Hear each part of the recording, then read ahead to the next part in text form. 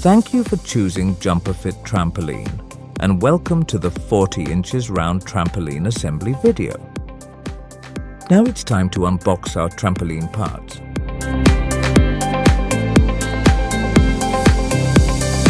We have provided all the tools for assembly, an elaborate manual for you to easily assemble your trampoline.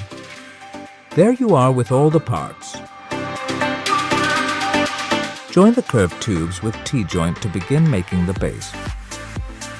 Lay your base upside down for easily getting the base of your trampoline.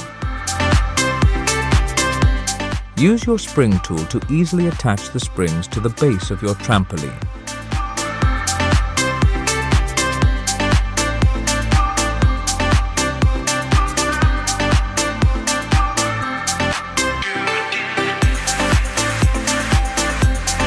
Your trampoline base is now ready. Now attach the frame pad to the trampoline base.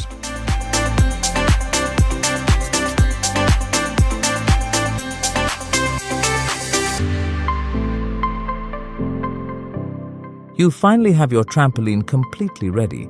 Congratulations on completing the assembly of your Jumprfit trampoline. Bounce hard and check for the firmness and stability.